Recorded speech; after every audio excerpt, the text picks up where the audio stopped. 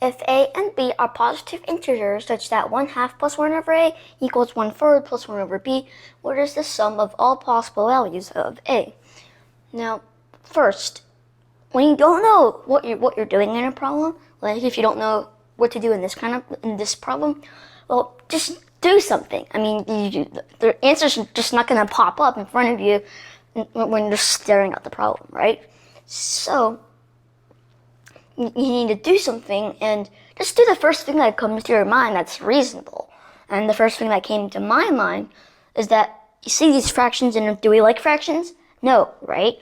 So you can just get rid of all those fractions by multiplying by 6ab, and then maybe once we do that, we'll be one step closer to finding the answer. So just do something, and then eventually you'll have to be able to find a way to solve the problem, even if you don't know where you're heading.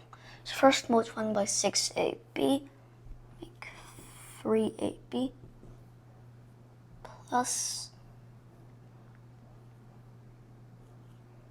6b equals 2ab plus 6b. Right, yeah. And, okay, wait, no, this is 6a. And then, you see, well, we can just move all these variables to one side by subtracting 6a and subtracting 2ab. To leave ab plus 6b minus 6a, and now there's nothing on the right hand side. That's just 0. Now we see two ways to factor. We see that we can factor out the b by having b times a plus 6, or we can factor out the a. We'll have a times b minus 6. Write those out so that you can see what we're talking about here.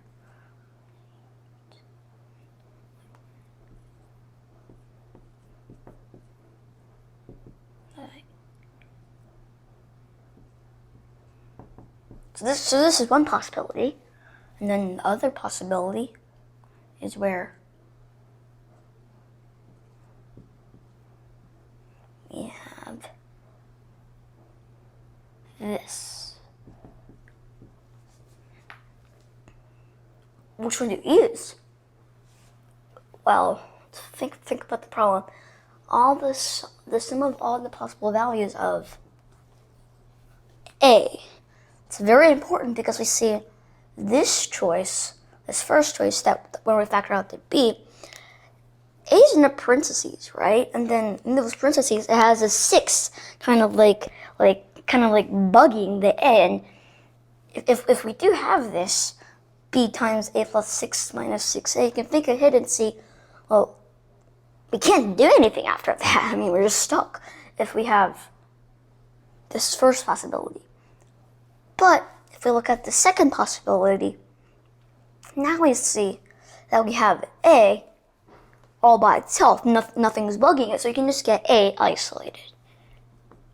I'm going to use this choice. So to do that, we can subtract 6b from both sides, and then divide by b and minus 6.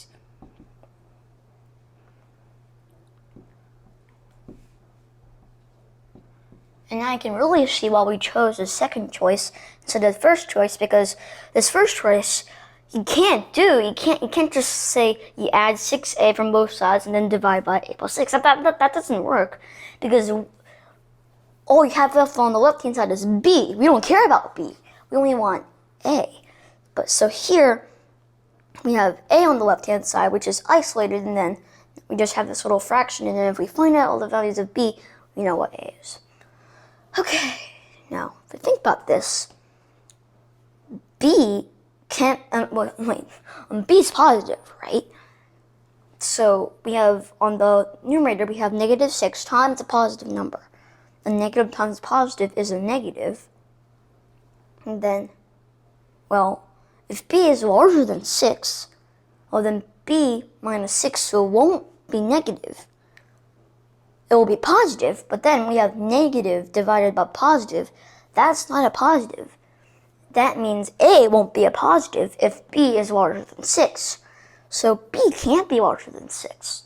And of course, if B is 6, then it has 6 minus 6 in the denominator and no dividing by 0. And of course, B can't be 0 because negative 6 times 0, that's just 0. And 0 divided by anything is just 0. 0 is neutral, not positive. So, can't have that either. So the only choices for B here is 1, 2, 3, 4.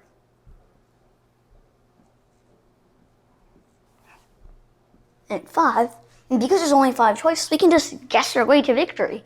I know that sounds funny, but we can actually do that. Because there's only 5 choices, you can just stick those 5 choices in for B, and then we have A. So, good. That's B, that's A. B is 1. Negative 6 times 1 is negative 6. 1 minus 6 is negative 5. Negative 6 divided by 5, that's not an integer. Can't have that choice. So what if B is 2? Well, then we have negative 6 times 2 is negative 12. 2 minus 6, 2 minus 6 is negative 4. Sure enough, negative 12 divided by negative 4 is 3. 3 is positive, and it is an integer. And it makes sense, right? I mean, 1/2 plus 1/3 equals 1/3 plus 1/2. That's just the associative and communicative property of addition. So let's see, what if B is 3? We have B is 3. Negative 6 times 3 is negative 18. 3 minus 6 is negative 3. Negative 18 divided by negative 3. 6 again. 6 is positive, and it is an integer. And that also makes sense, right? 1/3 plus 1/3 is 2/3. 1/2 plus 1/6. If you don't believe me, you can work it out on your own, but that is also 2/3. Now, if you notice here, if B is 4, well, then we have negative 24 here, negative 2 here, and it is 12. And at the beginning of this video, when I said that you have to do something, well, if you didn't do anything, well, then the only thing you could do is just guess and check. That's the only thing that you can do if you don't do something and work your way out until you get to this. Well, if you were guessing checking, well, you probably aren't gonna find that if B is 4 and A is 12, that works. So